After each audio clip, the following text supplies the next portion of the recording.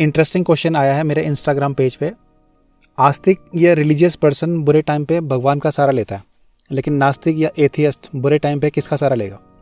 आस्तिक को बुरे टाइम पे अपनी प्रेयर से, अपने बिलीफ से, अपने दुखों से लड़ने के लिए ताकत मिलती है, लेकिन नास्तिक बुरे टाइम पे किस चीज़ का सहारा लेगा? तो जब आस्तिक बोलता है कि उसको बुरे टाइम पे भगवान का सहारा है, तो ये सहारे से ज़्यादा डिपेंडेंस है। जब भी कुछ बुरा होता है तो मुझे एक सहारा चाहिए, या मैं किसी चीज़ पे डिपेंड होना चाहता हूँ जो मुझे अच्छा फील करवाए।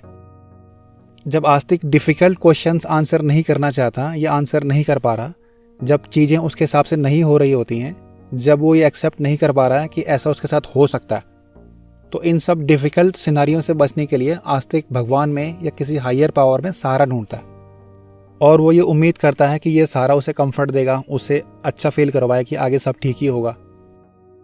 तो एक तरह से आस्तिक बुरे टाइम पे अपने बिलीव्स, अपने फेथ पे भरोसा करता है और उम्मीद करता है कि उसका फेथ, उसके बिलीव्स, उसके प्रेयर्स उसके लिए सब ठीक कर देंगे। लॉजिकली इसको ऐसा भी बोल सकते हैं कि आस्तिक अपने फेथ्स, अपने बिलीव्स से बंधा रहता है, और बुरे टाइम पे उसको अपने फेथ, अपने बिलीव्स का ज़्यादा सहारा चाहिए होता है। और आस्तिक या रिलीजियस बंदे ने काफ़ी सालों से इन बिलीव्स को, इन फेथ को पाला पोसा होता है, तो उसके लिए ये सवाल ही नहीं उठता कि उसके फेथ, उसके बिलीव्स उसको धोखा दे सकते हैं। एटलीस्ट अपने माइंड में तो वो यही सोचता है। लेकिन रियलिटी तो रियलिटी है। रियलिटी को क्या मतलब कि कोई आस्तिक है या कोई नास्तिक है? और जब रियलिटी वैसे नहीं होती है जैसे आस्तिक ने सोचा होता है, तो फिर एक तरह से वो ये बात बिलीव नहीं कर पाता है और उसके माइंड में क्वेश्चंस आने लगते हैं। तो ये तो थी आस्तिक या रिलीजियस बंदे की अप्रोच। अब देखते हैं नास्तिक या एथियस्ट पर्सन की अप्रोच। नास्तिक पर्सन का माइंडसेट होता है कि किसी भी तरह की पॉसिबिलिटी के लिए वो ही रिस्पॉन्सिबल है। अल्टीमेटली उसकी चॉइसेस ही रिस्पॉन्सिबल है। तो बुरी से बुरी पॉसिबिलिटी में नास्तिक कहीं और कोई सहारा नहीं ढूंढता है, बल्कि वो अपनी चॉइसेस पे, अपने डिसीजंस पे खुद ही सेल्फ रिफ्लेक्ट करता है, और उसी में उसको अपने प्रॉब्लम्स के आंसर मिलने लगते हैं। क्योंकि अल्टीमेट फैक्ट यही है कि हमारी चॉइसेस ही अच्छे बुरे रिजल्ट के लिए जिम्मेदार होती हैं। और जो मेरी रियलिटी है वो मेरी चॉइसेस से, मेरे इन्फ्लुएंसेस से, मेरे एक्सपीरियंसेस से ही बनती है। इससे बाहर मेरी कोई रियलिटी नहीं है।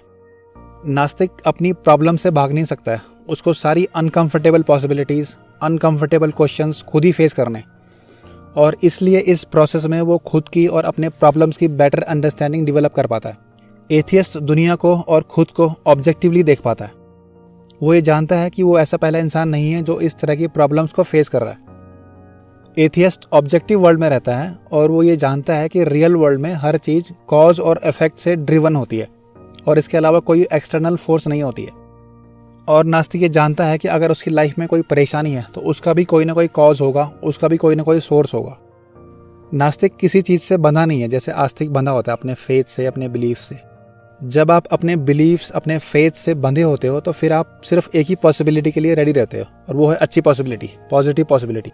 जबकि जब आप किसी चीज़ से बंधे नहीं होते हो तो फिर आप हर पॉसिबिलिटी के लिए पहले ही रेडी रहते हो, और ये बहुत ही पावरफुल फिनोमिनन है।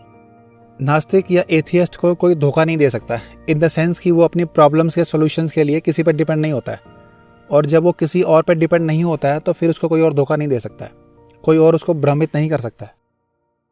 लेकिन आस्तिक को बुरे टाइम पे ये लग सकता है कि उसके साथ छलावा हुआ है, क्योंकि वो अपने फेथ, अपने बिलीफ से बहुत डिपेंड कर रहा था, और तब भी वो आंसर ढूंढने के बजाय नए नए वर्ड्स इन्वेंट करता रहता है, जैसे किस्मत, डेस्टिनी।